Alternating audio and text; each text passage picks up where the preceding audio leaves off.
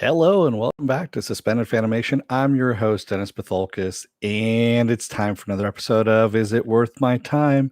And this time around, it's the brand new movie that just came out on streaming only, Love and Monsters. So before I get to it, let me take care of some business first, then we'll get to it. Like, share, and subscribe. If you're still on the fence about subscribing, take a look at the video at the very end here that pops up. And basically what YouTube does takes the algorithms of all the stuff you've been watching and tries to match it as best as possible. One of the videos in my vast video library just for you and pops it up there. And if you like what you see there, then hit that subscribe button. If you want to know when I'm going to be on live again next, you get the bell down below. It's a 50-50 chance of YouTube actually notifying you. Best thing to do is go to suspendedfanimation.com. Take a look at the schedule I have up there. I change it out every week. And also, I have all the links to my social media. So Twitter, Instagram, Patreon. No tiers other than the Patreon because I'm waiting till I hit 1,000 subs. That's my goal before, you guys give me money, before I accept money, because I actually want to give you stuff too if I take money. I just feel bad otherwise. I also have the links to this YouTube channel, my Facebook page, and a Facebook group page for those of you who still have Facebook, where you guys can post stuff and chat amongst yourselves.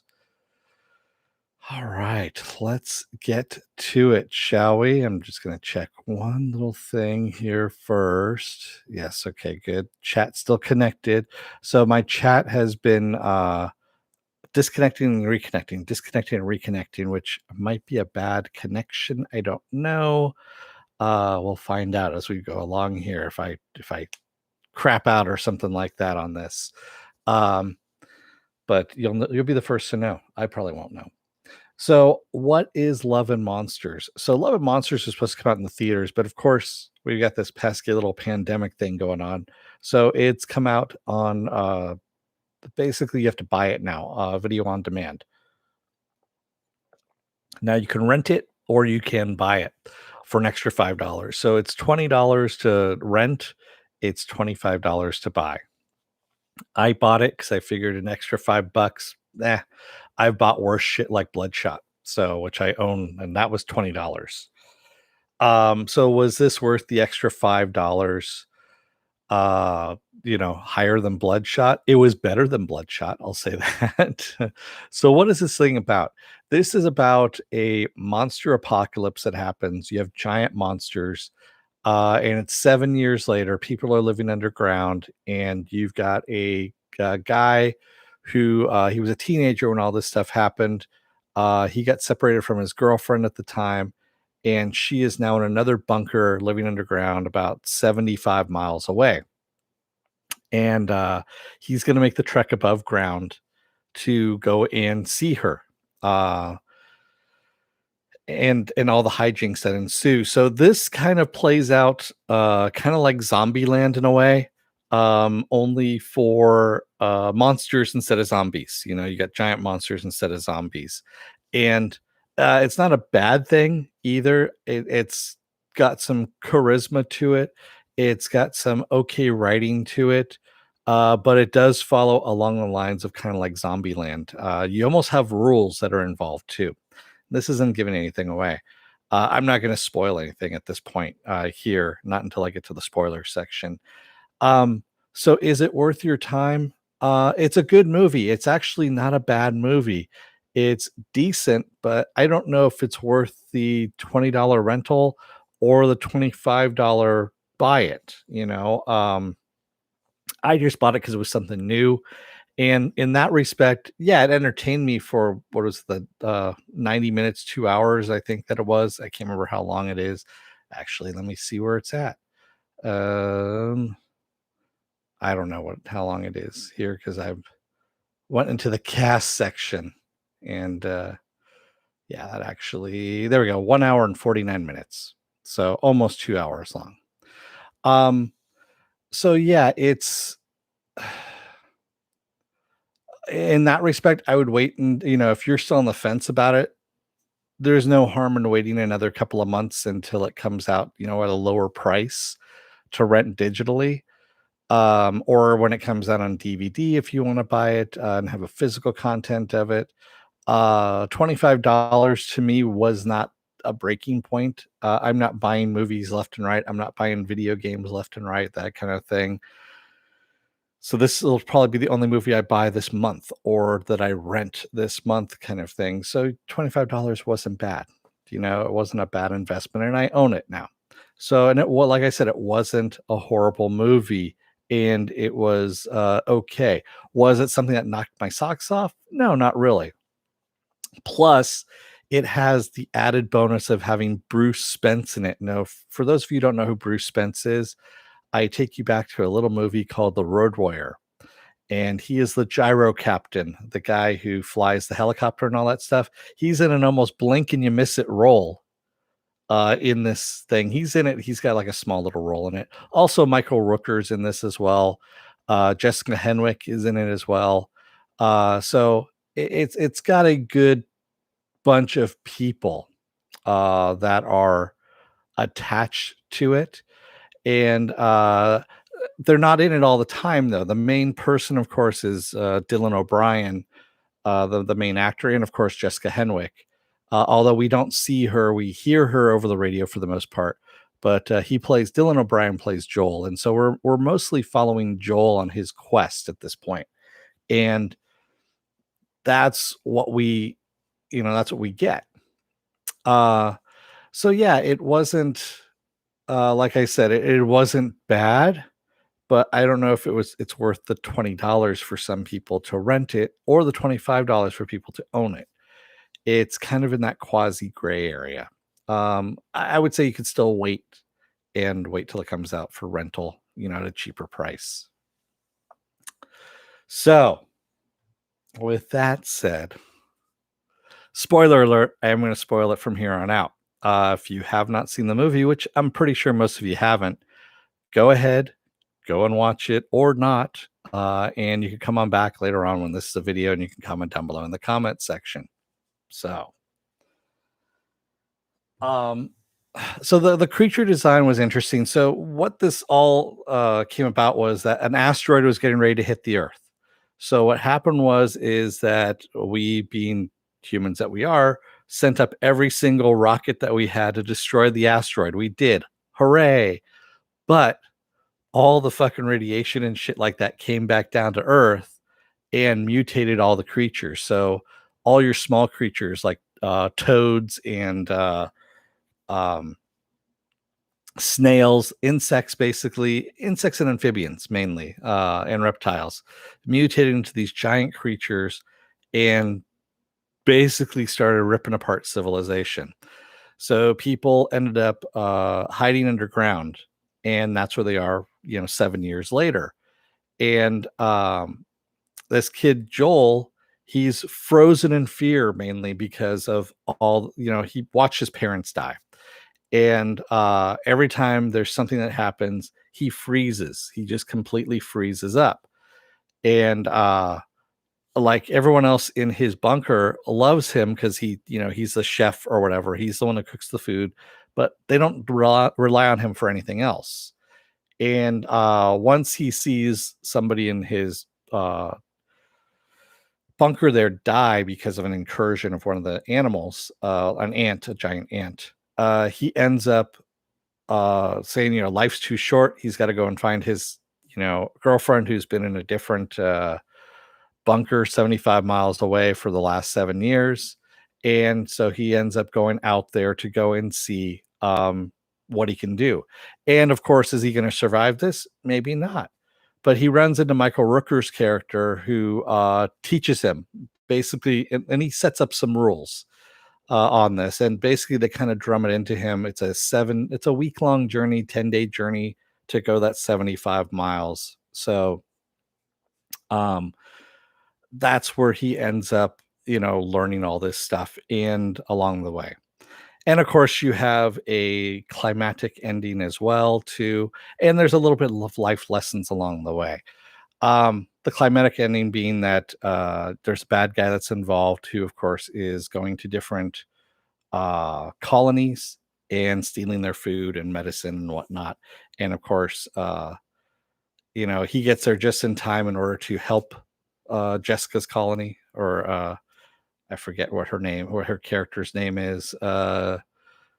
Amy. There we go. So Amy's colony. So he goes to help Amy's colony. And of course, you know. He learned life lessons along the way. One of the things is don't settle, kind of thing. And yeah, so there you go. And it looks like my chat disconnected again, which thankfully, because Movie Fanobi's here, and that's always the great thing that happens. It knows when to disconnect, which is awesome. Um, and it says it's unable to connect to the chat. So let me see what's going on here. If my other version of chat, oh yeah, there we go. It's up. I love you too, Movie Fanobi. Um, Yeah, it's so I've got 2 different version of chat. I've got one that's popped out so I can actually see some other stuff. Because 9 times out of 10, the one that comes with YouTube, craps out on me. So that's the reason why I have the popped out one to take a look at that. Um, so in the end of all of this, they've set it up pretty much for a sequel, uh, so that you can have the characters grow, and, this actually would have been set up better as a TV series, quite honestly, rather than a movie. The way it's set up, you kind of have characters come and go that get introduced to then leave and go their own separate way.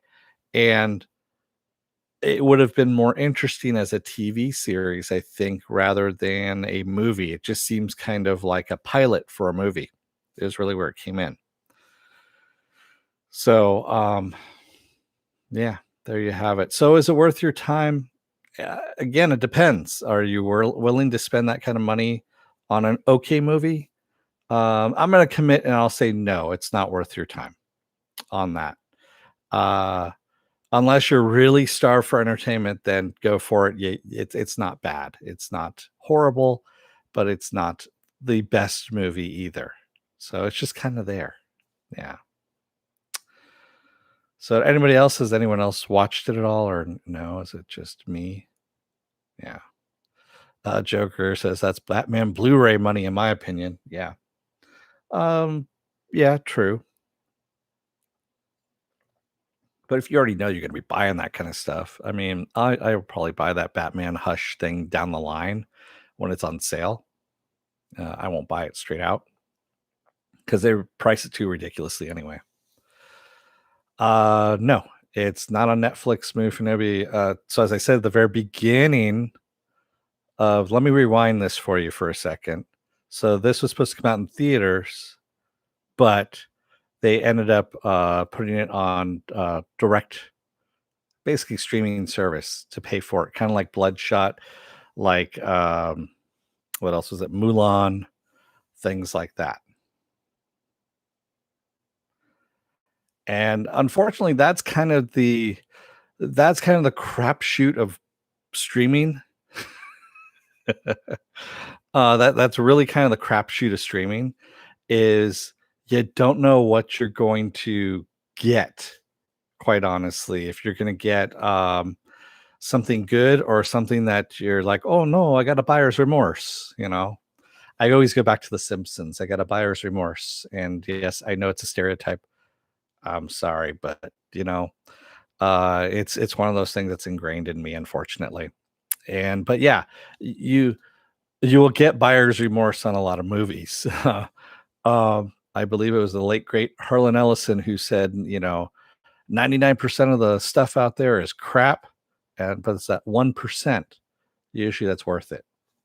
And again, this isn't crap, and it's not gold either. It's what is it? I'd say it's bronze. There we go. Yeah, if anything. Yeah, that was one of the great things about, going to about video stores is you could just go and, you're kind of bored. It's like, what do I want to watch? And you go through the video store and you're just kind of perusing through, and I haven't seen that movie before. You pick it up and, rent it for $1. And then, yeah, we need to have something like that streaming service wise where you've got, 12 hours or 6 hours or something like that to watch a movie, and then you can pay $3 for it, or something like that, and just have it done that way. and I think you'd have a lot more movies done. So right now, a lot of movies like on Amazon, um, or other, like Vudu or Movies Anywhere, that kind of stuff, you have to pay like $5. I know there's some that are $4 and whatnot, but for me, the sweet spot is $2 to $3 for a rental. Right there. You do $2, I'll rent it. $2 isn't much. And if you do a limited time frame, I'll sit there and I'll watch it. If it really sucks, no harm, no foul. It was $2. So if it was really good and I paid that $2, I might watch it again right afterwards. And then I'm like, okay, you know. Yeah, sometimes like exactly like Google Play does the 99-cent one. Unfortunately, Google Play though, you have to hook up fucking Chromecasts in order to see it. And yeah, don't get me started on that. I'd rather have a streaming box I can put it through. Movie for Nobody says $20 is too much, especially if it doesn't go towards purchase. That's why, yeah, $25 is the purchase price. Yeah, that's why I spent the extra $5 and just bought it.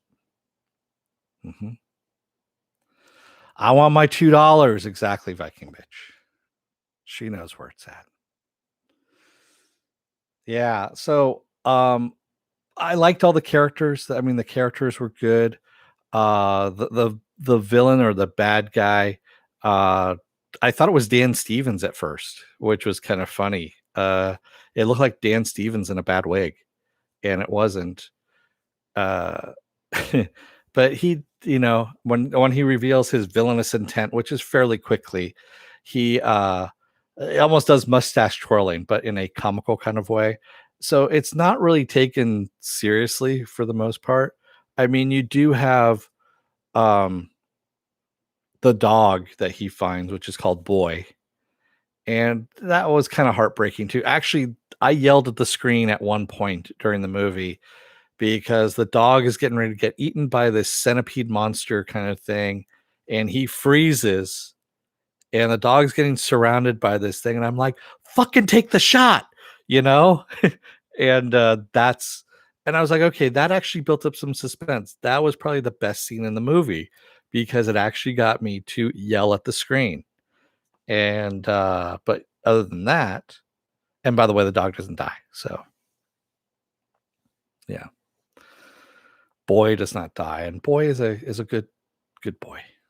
Yes, he is. Um, so yeah, it in that respect, like I said, the characters were good. I just would rather have seen them in a TV series of this rather than, we keep talking about all these TV series, Walking Dead, Fear the Walking Dead, all that kind of shit. This could have been on AMC easily. Rooker being back on AMC would have been kind of funny. And yeah, you could have had a weekly series of this, and it'll just, they could have put it in on Sunday and call it the Apocalypse Sunday or something like that, or Sunday Apocalypse, or I don't know, something like that. I mean, you already have enough zombie shit going on. Giant Monsters isn't far behind.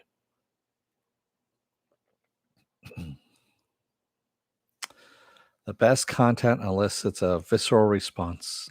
Sometimes. There's other stuff that elicits a visceral response when it's really shitty too. And then I'm like, what the fuck are you doing? But that's a different story. So, what else do I have going on this week? Tomorrow is going to be Hellstrom episode 1. I haven't seen it as of yet. I'm going to watch it right after this. And then, of course, Saturday is going to be Saturday Morning Blast Off, where I take the genre news of the week and any other genre stuff you guys want to talk about, and we talk about it. Then Sunday is going to be Hellstrom episode 2 because it's on Hulu and it's releasing one episode every Friday, if I remember correctly. But since The Mandalorian is coming out next week on Friday, guess what's moving to Sunday? It's just going to be Hellstrom. Monday I'll be off. Tuesday will be another episode of Is It Worth My Time? I don't know what I'm doing as of yet. I'll find something. It might be Briscoe County Jr. because I was going to do that today, but I might have moved that.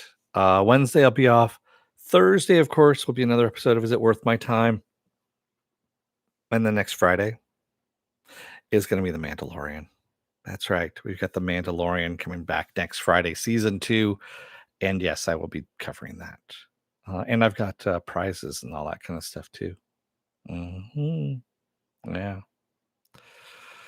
Uh, I saw a throwback actress from the '80s in the Hellstrom series. Oh, yeah? I haven't seen it as of yet.